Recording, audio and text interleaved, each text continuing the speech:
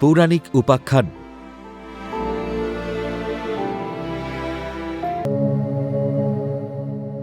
দেবী সরস্বতীর বাহন রাজহাঁস কেন?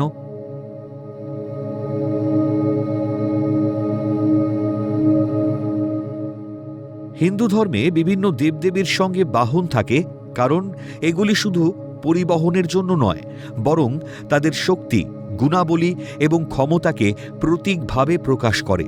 যেমন গণেশের বাহন ইঁদুর, ক্ষুদ্রতা ও ভীরুতার ওপর বিজয়ের প্রতীক। দুর্গার বাহন সিংহ, ক্রোধ, অহংকার ও নির্মমতার প্রতীক। বিষ্ণুর বাহন গরুড়, আকাশ ও চেতনার প্রতীক। শিবের বাহন নন্দী ষাঁড়, পশুর শক্তি ও বীর্যের প্রতীক, যা ভক্তদের ভেতরের নেতিবাচক শক্তি নিয়ন্ত্রণ করতে শেখায়। বাহনগুলি দেবতার মহিমা বৃদ্ধি করে এবং তাদের নিয়ন্ত্রণাধীন শক্তি বা গুণের প্রতিনিধিত্ব করে। কিন্তু জানেন কি, বিদ্যার দেবী সরস্বতীর বাহন রাজহাঁস কেন? আজ জানাবো সেই তথ্য।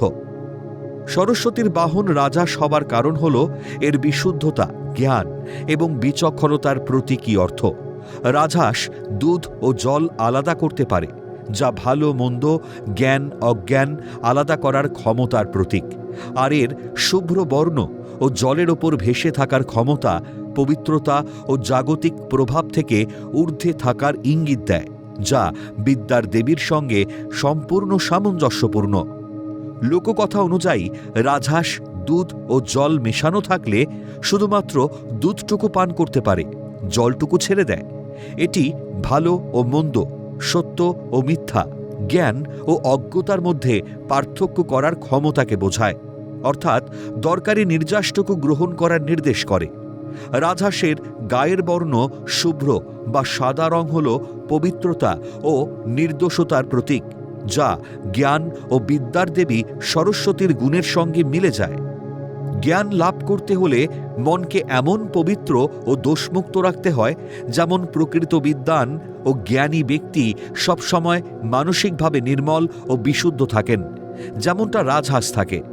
রাজহাঁস জলের ওপর ভেসে থাকতে পারে, যা জাগতিক দুঃখ, কষ্ট বা সমস্যা থেকে নিজেকে বিচ্ছিন্ন রাখতে এবং জ্ঞানার্জনের পথে অবিচল থাকতে শেখায়।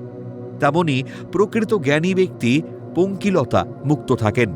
রাজহাঁস জল ও স্থল উভয় স্থানে বিচরণ করতে পারে, যা জাগতিক ও আধ্যাত্মিক জীবনের মধ্যে ভারসাম্য রক্ষা করার ইঙ্গিত দেয়। রাজহাঁসকে জ্ঞান ও প্রজ্ঞার প্রতীক হিসেবে ধরা হয়, যা সরস্বতী দেবীর মূল উপাসনার বিষয় জ্ঞান, শিল্পকলা, সঙ্গীত। এসব প্রতীকী গুণের জন্যই দেবী সরস্বতী জ্ঞান বিতরণের কাজে রাজহাঁসকে তার বাহন হিসেবে গ্রহণ করেছেন, যেন তার অনুসারীরাও এই গুণাবলী অর্জন করতে পারে। হিন্দু ধর্মে রাজহাঁস বা হংস হল উচ্চ আধ্যাত্মিক চেতনার প্রতীক। এটি আত্মজ্ঞান এবং জন্ম মৃত্যুর চক্র থেকে মোক্ষ লাভের পথপ্রদর্শক হিসেবে বিবেচিত হয়। এই জন্যই দেবী সরস্বতী রাজহাঁসকে বাহন হিসেবে বেছে নিয়েছেন।